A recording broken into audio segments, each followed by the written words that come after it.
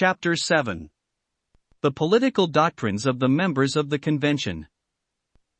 Having examined the economic implications of the Constitution in the light of the greatest of all commentaries, the Federalist, it is now interesting to. Chapter 7. The Political Doctrines of the Members of the Convention. Having examined the economic implications of the Constitution in the light of the greatest of all commentaries, the Federalist, it is now interesting to inquire whether the members of the Convention at large entertain substantially identical views as to the political science of the system. There are several difficulties in the way of such an investigation. Not all of the delegates, indeed not all of the most influential, were speechmakers or writers or philosophers. As intensely practical men, they were concerned with tangible results, not with the manner in which political scientists might view the details of their operations. There is, accordingly, a considerable danger of attempting too much in making generalizations, and to obviate this as far as possible, the method of taking the members in alphabetical order is adopted, and the evidence of the views entertained by each is fully documented. The leaders in politics and political philosophy in the 18th century were not far removed from that frank recognition of class rights which characterized English society, and they were not under the necessity of obscuring, at least to the same extent as modern partisan writers, the essential economic antagonisms featuring in law and constitution making. Their clarity of thought was greatly facilitated by the disfranchisement of the propertyless, which made it unnecessary for political writers to address themselves to the proletariat and to explain dominant group interests in such a manner as to make them appear in the garb of public policy. There does not appear, of course, in the writings of American political scientists in the 18th century, that sharp recognition of class rights which characterizes the feudal legists, because within the propertied interests politically represented in the government, there were divisions which had to be glossed over, and there were also mutterings of unrest on the part of the disfranchised which later broke out in the storm that swept away the property qualifications on voters and introduced political equalitarianism. Under these circumstances, the supporters of the Constitution had to be somewhat circumspect in the expression of their views, but, happily for science, the proceedings at Philadelphia during the drafting of the Constitution were secret, and they were able to discuss with utmost frankness the actual politico-economic results which they desired to reach. Fortunately, also, fragmentary reports of these proceedings have come down to us, and have been put in a definitive form by Professor Farrand. Abraham Baldwin, of Georgia, did not indulge in any lengthy disquisitions on government in the convention, and his literary remains are apparently very meager. However, his view that the Senate of the United States ought to represent property came out in the debate on June 29, over a motion by Ellsworth to the effect that the rule of suffrage in the second branch be the same as that established by the Articles of Confederation. Baldwin immediately opposed the proposition, saying, he thought the second branch ought to be the representation of property, and that in forming it therefore some reference ought to be had to the relative wealth of their constituents, and to the principles on which the Senate of Massachusetts was constituted. At the time the Senate of that Commonwealth rested upon special freehold and personalty qualifications, and the members were apportioned among the several districts on the basis of the amount of taxes paid by each. It is thus apparent that Baldwin wished the Senate of the new government to be based frankly upon property. Gunning Bedford, of Delaware, did not participate extensively in the debates of the convention, but it seems from the character of the few remarks that he made that he favored a more democratic form than was finally adopted, although he signed the Constitution.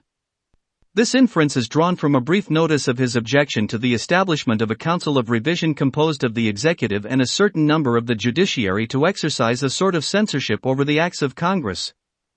Madison records as follows: Mr. Bedford was opposed to every check on the legislative, even the council of revision first proposed. He thought it would be sufficient to mark out in the Constitution the boundaries to the legislative authority, which would give all the requisite security to the rights of the other departments. The representatives of the people were the best judges of what was for their interest, and ought to be under no external control whatever. The two branches would produce a sufficient control within the legislature itself. Jacob Broome was among those who wished to lessen the dependence of the general government on the people, to use Jefferson's phrase, by lengthening the terms of public officers.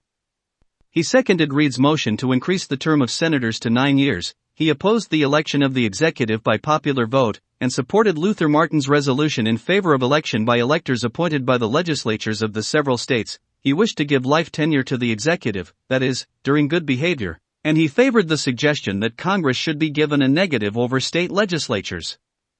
Broome seldom spoke in the convention, but there is no doubt that he believed in a restricted and well-balanced democracy. Pierce Butler, of South Carolina, on more than one occasion urged the desirability of making property at least one of the elements in the distribution of representation. On June 6, when Charles Pinckney moved that the lower house of the national legislature should be chosen by the state legislatures and not by the people, Butler said, "I am against determining the mode of election until the ratio of representation is fixed. If that proceeds on a principle favorable to wealth as well as numbers of free inhabitants, I am content to unite with Delaware, Mr. Read, in abolishing the state legislatures and becoming one nation instead of a confederation of republics." In connection with a discussion of the Senate, he urged that the second branch ought to represent the states according to their property. Later in the sessions of the convention, he again warmly urged the justice and necessity of regarding wealth and the apportionment of representation. He was also particularly solicitous about slave property, and he declared that the security which the southern states want is that their Negroes may not be taken from them. Daniel Carroll favored the popular election of the executive, but he advocated a 3/4 vote in Congress to overcome the executive veto. Speaking on this point, he remarked that as a majority was now to be the quorum, 17 in the larger and 8 in the smaller house might carry points. The advantage that might be taken of this seemed to call for greater impediments to improper laws. Carroll did not indulge in any philosophic reflections in the convention, so that his political science, if he had worked out any definite system, is not apparent in the records. George Clymer entertained the notions of government which were common to the Federalists of his time. He held that a representative of the people is appointed to think for and not with his constituents, and invariably, during the course of his career, he showed a total disregard to the opinions of his constituents when opposed to the matured decisions of his own mind. It was on these principles that he warmly opposed the proposition introducing a clause in the Constitution which conferred upon the people the unalienable right of instructing their representatives. W. R. Davie, although he is reputed to have been an accomplished orator and profound student, does not figure extensively in Madison's meager records. At no point does he expound any philosophy of government. His views were always practical. On the proposition to count slaves in apportioning representation, he threw down the gauntlet to the convention, and declared that if the rate was not at least 3/5, North Carolina would not federate. As to the basis of government, Davie seemed to think that wealth or property ought to be represented in the second branch, and numbers in the first branch.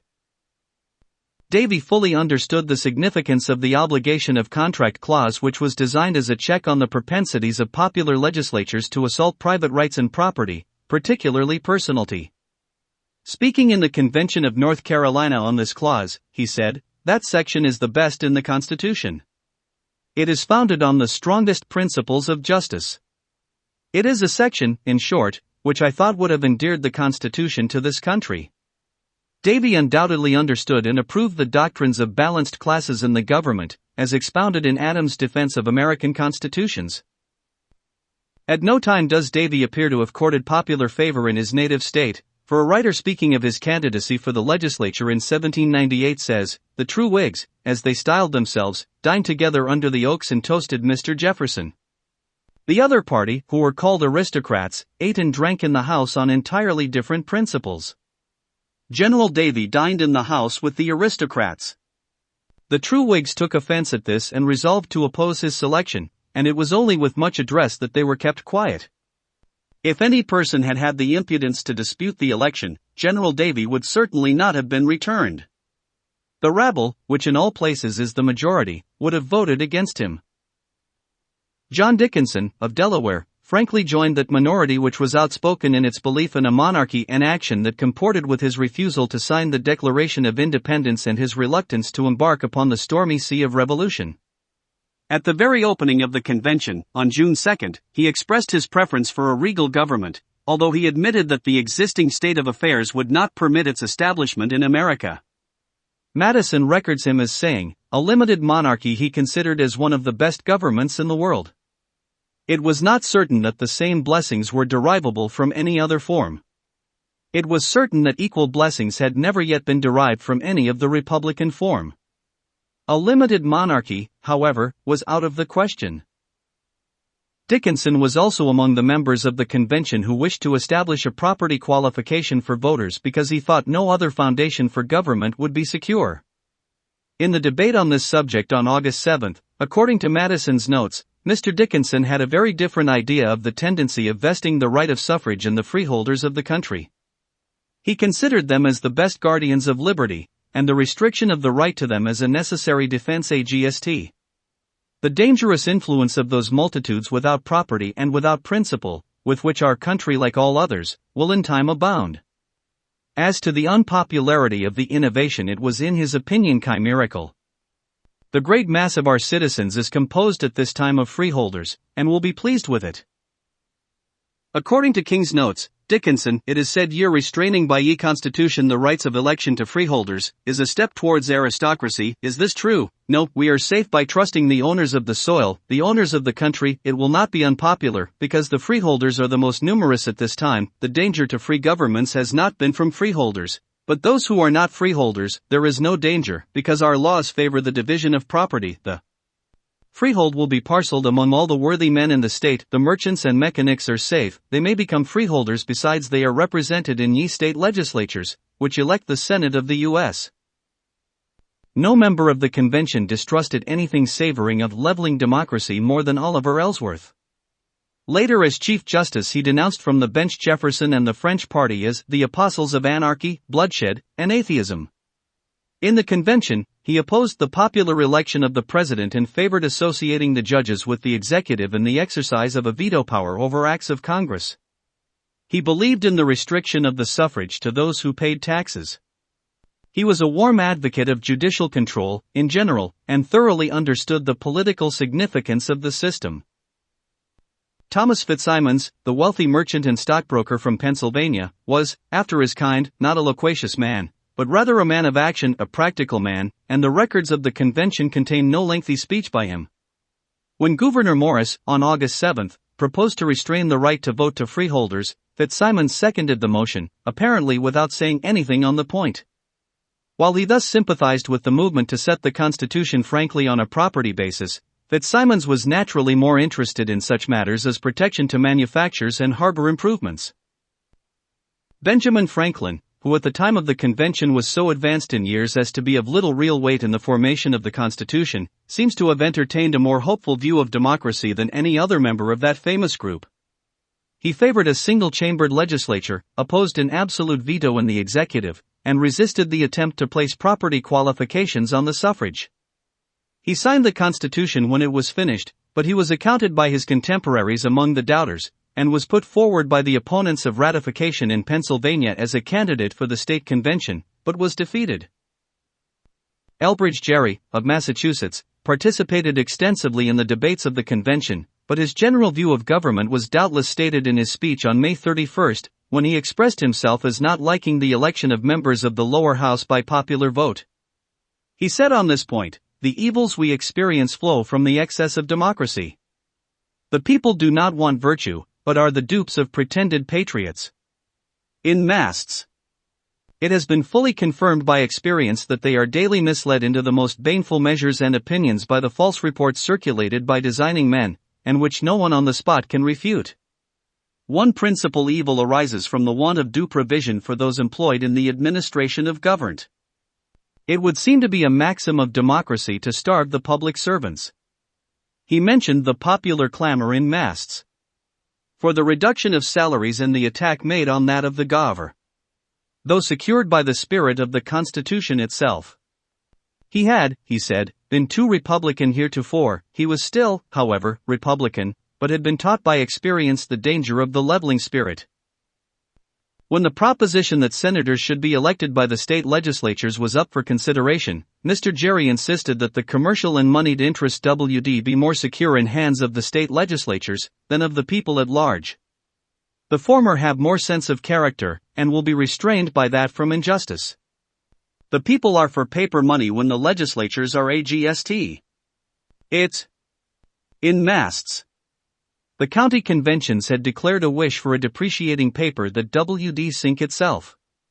Besides, in some states there are two branches in the legislature, one of which is somewhat aristocratic. There would therefore be so far a better chance of refinement in the choice. Nicholas Gilman was by temper and interest a man of affairs, more concerned with the stability of public securities and the development of Western land schemes than with political theorizing. From Madison's record he does not appear to have said anything in the convention. Nathaniel Gorham was opposed to property qualifications on the suffrage and the federal constitution and the association of the judiciary with the executive in the exercise of the veto power. Speaking on the latter point, however, he said, all agree that a check on the legislature is necessary. But there are two objections against admitting the judges to share in it which no observations on the other side seem to obviate. The first is that the judges ought to carry into the exposition of the laws no prepossessions with regard to them. 2d That as the judges will outnumber the executive, the revisionary check would be thrown entirely out of the executive hands, and instead of enabling him to defend himself would enable the judges to sacrifice him. Alexander Hamilton had a profound admiration for the British Constitution. The House of Lords, he said in the convention, is a noble institution. Having nothing to hope for by a change and a sufficient interest by means of their property, in being faithful to the national interest, they form a permanent barrier against every pernicious innovation whether attempted on the part of the Crown or of the Commons. Doubtless his maturely considered system of government was summed up in the following words: all communities divide themselves into the few and the many. The first are the rich and well-born, the other the mass of the people. The voice of the people has been said to be the voice of God, and however generally this maxim has been quoted and believed, it is not true in fact. The people are turbulent and changing, they seldom judge or determine right. Give therefore to the first class a distinct, permanent share in the government. They will check the unsteadiness of the second, and as they cannot receive any advantage by a change, they therefore will ever maintain good government. Can a democratic assembly who annually revolve in the mass of the people, be supposed steadily to pursue the public good? Nothing but a permanent body can check the imprudence of democracy. It is admitted that you cannot have a good executive upon a democratic plan. In consonance with these principles, Hamilton outlined his scheme of government, which included an assembly to consist of persons elected for 3 years by popular vote, a senate chosen for life or during good behavior by electors chosen by the voters, and a president also elected for life or during good behavior by electors chosen by the voters. The convention failed to adopt his program, and he entertained a rather uncertain view of the Constitution as it was finally drafted, doubting its stability and permanency. William Houstone, of Georgia, seems to have spoken only once or twice, but he gave an indication of his political science in a remark which he made to the effect that the Georgia Constitution was a very bad one, and he hoped it would be revised and amended. The Constitution to which he alludes was the radical instrument made in 1777, which provided for a legislature with a single chamber and an unusually wide extension of the suffrage. Jared Ingersoll, in spite of his great abilities as a student and lawyer, seems to have taken no part at all in the debates of the convention. Such at least is the view to which Madison's records lead. Something is known, however, of the political principles which he entertained. Though he became intimately associated with President Reed on his migration to Philadelphia in 1778, he never accepted the extreme democratic principles embodied in the Constitution of that state in 1776. His biographer, after making an exception of Ingersoll's services in the convention, says, "I am not aware that he held or sought a position in any popular or representative body whatever. He was what is called conservative in politics, that is to say, he was not by constitutional temper a rebuilder or reconstructor of anything that had been once reasonably well built, nor was his favorite order of political architecture, the democratic. After the Great Subversion in 1801 he was found as rarely as anybody in Pennsylvania on the side of the majority. He was known to be inclined to the contrary, so far that with or without his consent he was selected in that state, in the year 1812, as the opposition or anti-Madisonian candidate for the office of Vice President of the United States. Rufus King correctly understood the idea of a balanced government independent of popular whims and endowed with plenty of strength. He favored a long term for the president, and speaking on the executive department in the convention he expressed his apprehensions that an extreme caution in favor of liberty might enervate the government we were forming. He wished the House to recur to the primitive axiom that the three great departments of government should be separate and independent, that the executive and the judiciary should be so, as well as the legislative, that the executive should be equally so with the judiciary. He, the executive, ought not to be impeachable unless he hold his office during good behavior, a tenure which would be most agreeable to him, provided an independent and effectual forum could be devised.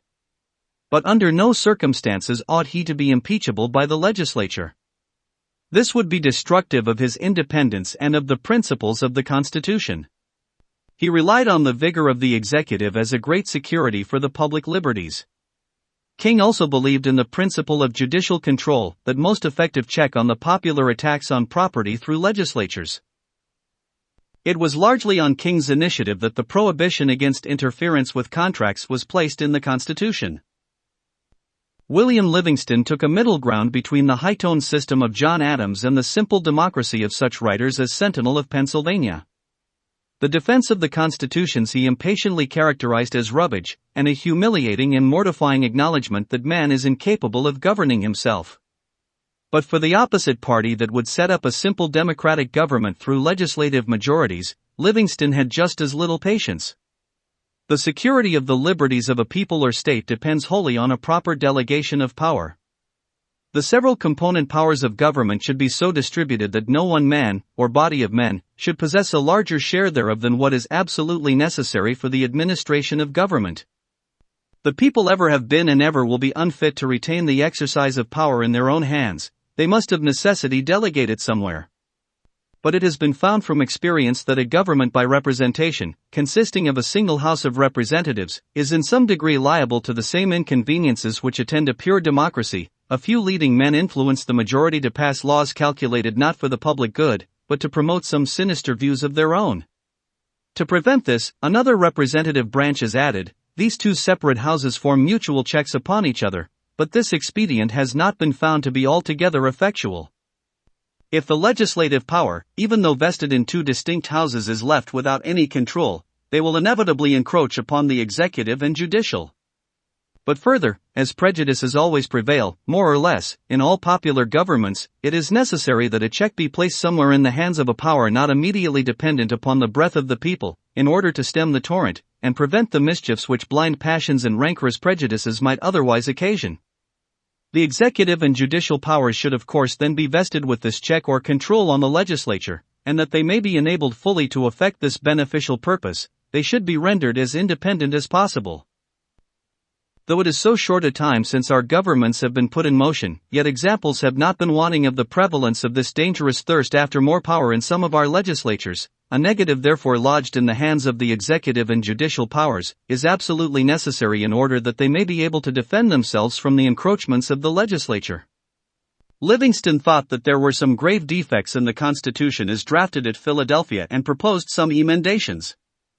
He believed that the President should enjoy the appointing power without any control by the Senate. He thought the Chief Justice should hold office during good behavior and be empowered to appoint his colleagues, and he further held that the President, the Chief Justice, and a Superintendent of Finance should be organized into a Council of Revision to pass upon the acts of Congress.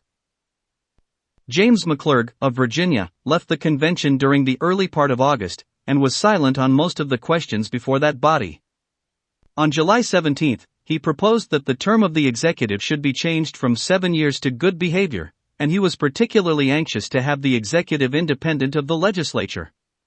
He said that he was not so much afraid of the shadow of monarchy as to be unwilling to approach it, nor so wedded to republican government as not to be sensible of the tyrannies that had been and may be exercised under that form.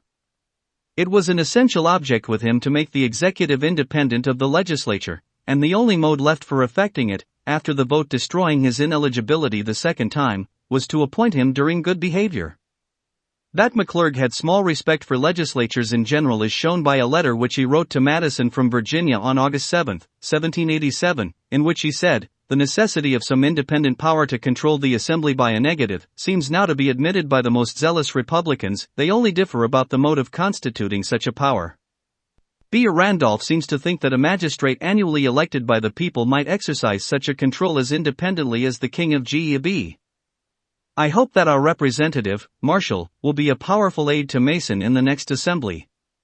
He has observed the continual deprivation of men's manners, under the corrupting influence of our legislature, and is convinced that nothing but the adoption of some efficient plan from the convention can prevent anarchy first, and civil convulsions afterwards. James McHenry belonged to the Conservative Party of his state and opposed radical alterations in the constitution of that Commonwealth as it stood in November, 1791. Writing in February, 1787, on the property qualifications placed on voters and representatives in Maryland, McHenry explained that these disabilities, exclusions, and qualifications have for their object an upright legislature, endowed with faculties to judge of the things most proper to promote the public good. He was warmly opposed to the doctrine that the people had a right to instruct their representatives. Democracy was, in his opinion, synonymous with confusion and licentiousness. James Madison was the systematic philosopher of the convention and set forth his views with such cogency and consistency on so many different topics that no short quotations will suffice to state his doctrines. His general scheme of political science was, however, embodied in the 10th number of the Federalist, which has been discussed above and need not be reconsidered here.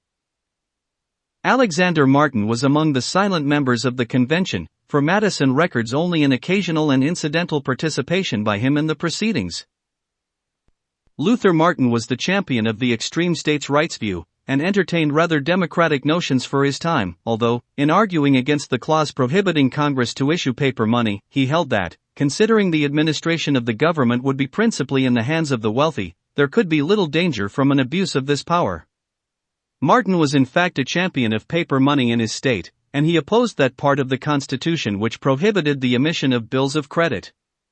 As a representative of the more radical section of his community, he was against the clauses restricting the states to the use of the gold and silver coin of the United States, and was opposed to the clause forbidding the impairment of the obligation of contract. Speaking on the latter point, he said, "There might be times of such great public calamities and distress, and of such extreme scarcity of specie, as should render it the duty of a government for the preservation of even the most valuable part of its citizens in some measure to interfere in their favor, by passing laws totally or partially stopping the courts of justice, or authorizing the debtor to pay by installments, or by delivering up his property to his creditors at a reasonable and honest valuation. The times have been such as to render regulations of this kind necessary in most or all of the states, to prevent the wealthy creditor and the moneyed man from totally destroying the poor, though even industrious debtor. Such times may again arrive. I apprehend, sir, the principal cause of complaint among the people at large is the public and private debt with which they are oppressed, and which in the present scarcity of cash threatens them with destruction, unless they can obtain so much indulgence in point of time that by industry and frugality they may extricate themselves. As might have been expected, a man entertaining such radical notions about the power and duty of a government to interfere with the rights of personality in behalf of the debtor could not have accepted the instrument framed at Philadelphia. In fact, Martin refused to sign the Constitution. He wrote a vehement protest against it to the legislature of his state. He worked assiduously against its ratification, and as a member of the state convention, he voted against its approval by his Commonwealth, but in vain.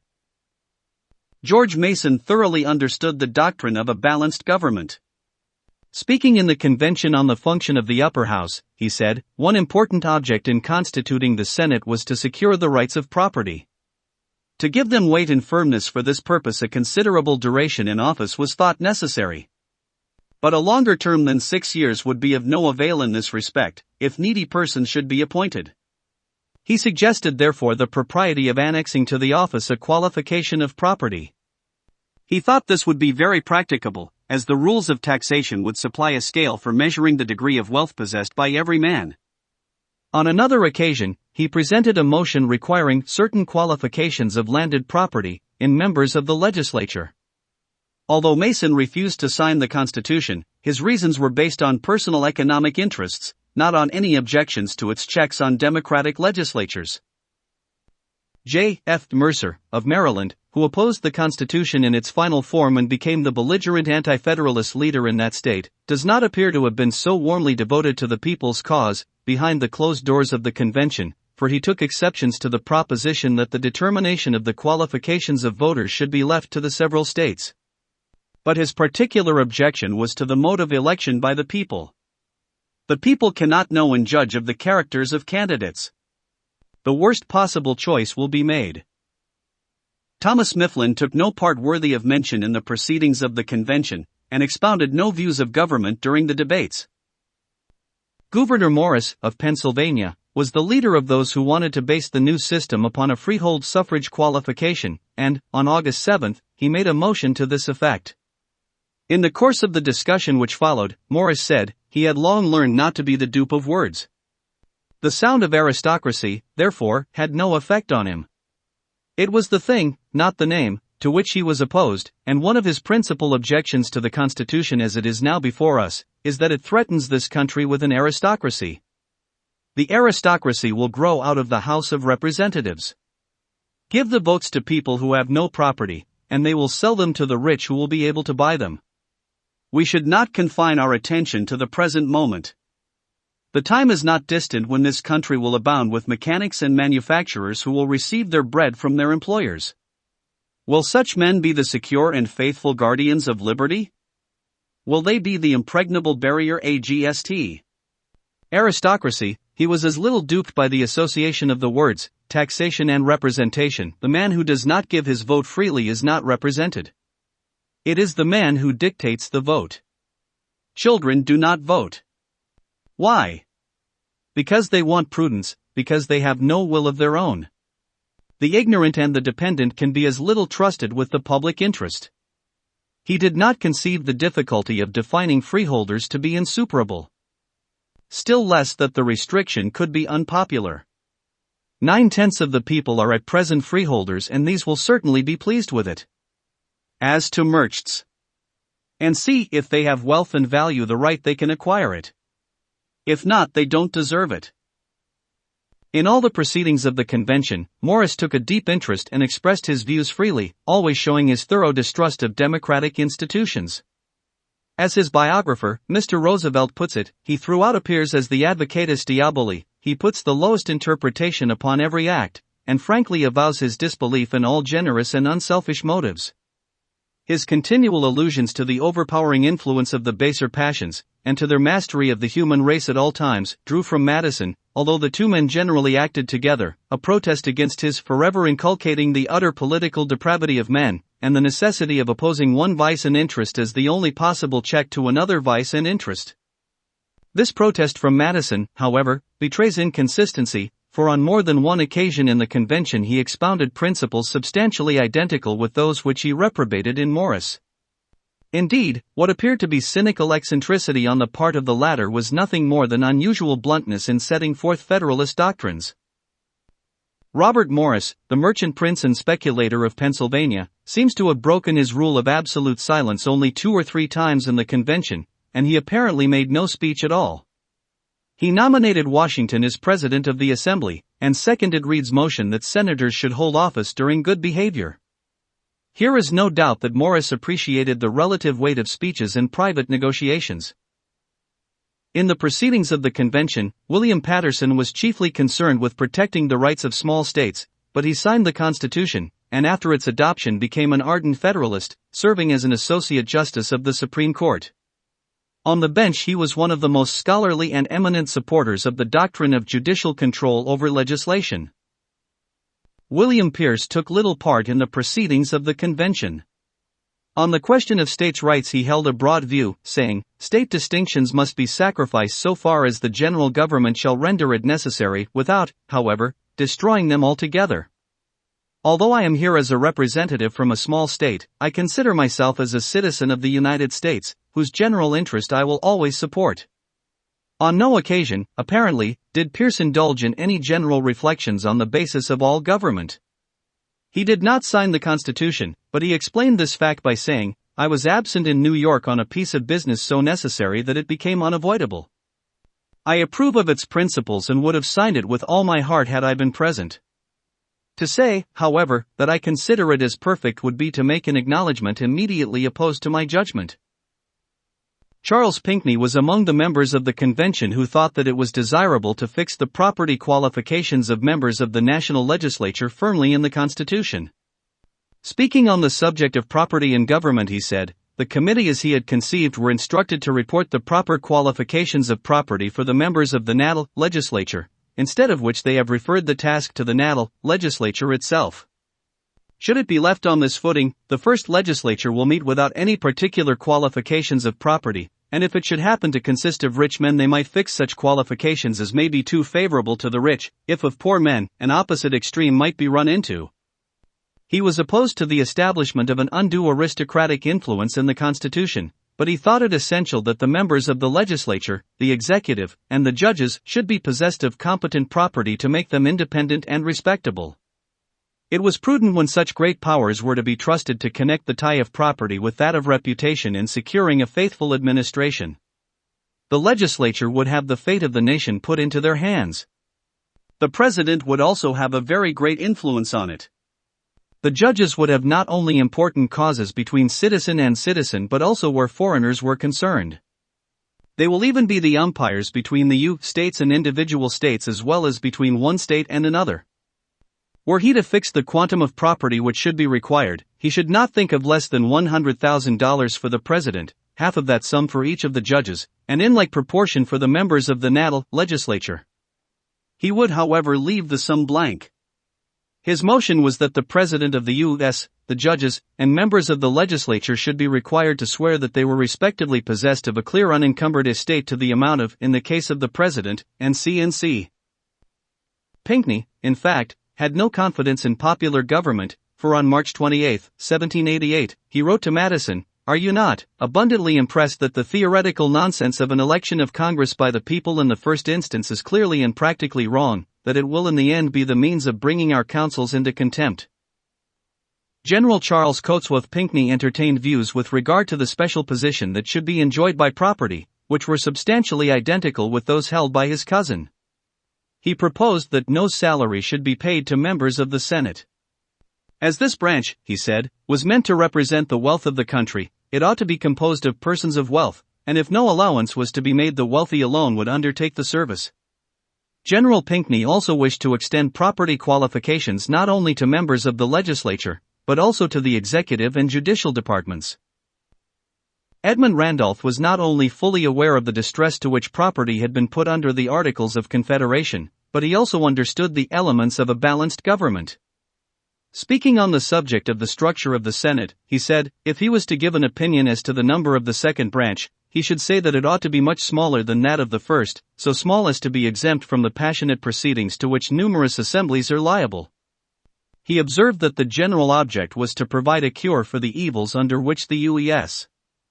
labored, that in tracing these evils to their origin every man had found it in the turbulence and follies of democracy, that some check therefore was to be sought for AGST. This tendency of our governments, and that a good Senate seemed most likely to answer the purpose. Mr. Randolph was for the term of 7 years. The democratic licentiousness of the state legislatures proved the necessity of a firm Senate. The object of this 2d. branch is to control the democratic branch of the natal legislature. If it be not a firm body, the other branch being more numerous, and coming immediately from the people, will overwhelm it. The Senate of Maryland constituted on like principles had been scarcely able to stem the popular torrent. No mischief can be apprehended, as the concurrence of the other branch, and in some measure, of the executive, will in all cases be necessary. A firmness and independence may be the more necessary also in this branch, as it ought to guard the Constitution against encroachments of the executive who will be apt to form combinations with the demagogues of the popular branch. George Read was most outspoken in his desire to see the Articles of Confederation completely discarded. He said that he was against patching up the old federal system. He hoped the idea would be dismissed. It would be like putting new cloth on an old garment. The Confederation was founded on temporary principles. It cannot last, it cannot be amended. He favored vesting an absolute veto power in the executive, and he proposed that senators should hold office during good behavior. John Rutledge held that the apportionment of representatives should be on a basis of wealth and population. He favored a property qualification for the legislative, executive, and judicial departments, and he thought that senators should not be paid. In fact, he was one of the most ardent champions of the rights of property in government in the convention. He was strictly opposed to the introduction of sentimental considerations in politics, for, speaking on an aspect of slavery in the Constitution, he said, religion and humanity had nothing to do with this question. Interest alone is the governing principle with nations. The true question at present is whether the Southern states shall or shall not be parties to the Union. If the northern states consult their interests, they will not oppose the increase of slaves, which will increase the commodities of which they will become the carriers. Roger Sherman believed in reducing the popular influence in the new government to the minimum. When it was proposed that the members of the first branch of the national legislature should be elected, Sherman said that he was opposed to the election by the people, insisting that it ought to be by the state legislatures. The people, he said, immediately should have as little to do as may be about the government. They want information and are constantly liable to be misled. Richard Dobbs Speight does not seem to have made any very lengthy speeches in the convention, but his occasional motions show that he was not among those who believed in frequent recurrence to the people. On September 6, he moved that the length of the president's term be increased to 7 years, and finding this lost, he attempted to substitute 6 years for 4.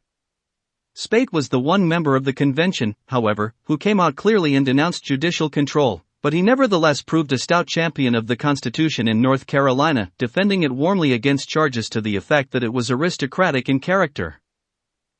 Caleb Strachan carried into the convention the old Massachusetts tradition in favor of frequent elections. He favored a 1-year term for representatives, voted against a 7-year term for president, and also opposed a 7-year term for senators.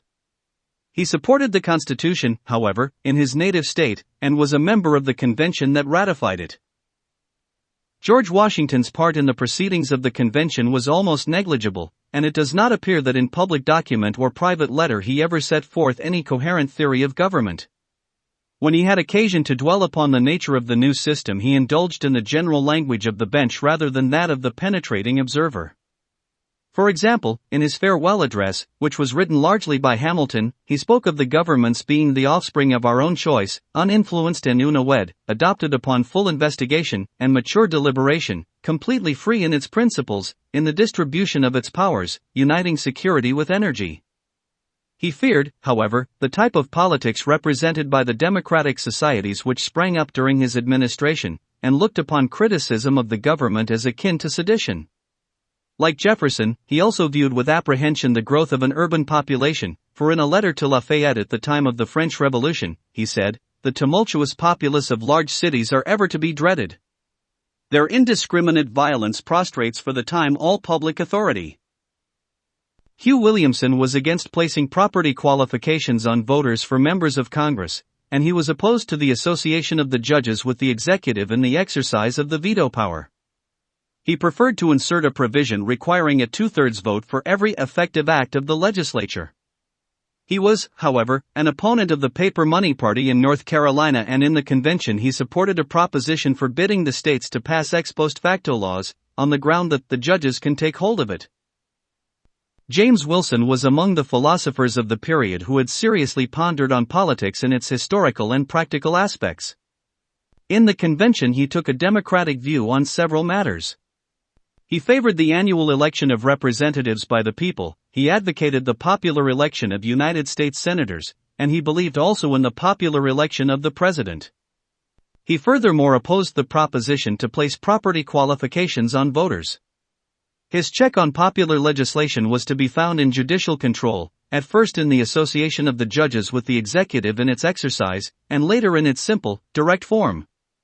In fact, Wilson shared the apprehensions of his colleagues as to the dangers of democratic legislatures, though he did not frankly advocate direct property checks. He doubtless believed that judicial control would be sufficient. George Wythe was a representative of the old school of lawyers in Virginia, and he was a profound student of historical jurisprudence, although he apparently made no attempt to apply his learning to any of the general political questions before the convention. He was a warm advocate of the doctrine of judicial control and gave practical effect to principles while on the bench in Virginia. The conclusion seems warranted that the authors of the Federalist generalized the political doctrines of the members of the convention with a high degree of precision, in spite of the great diversity of opinion which prevailed on many matters.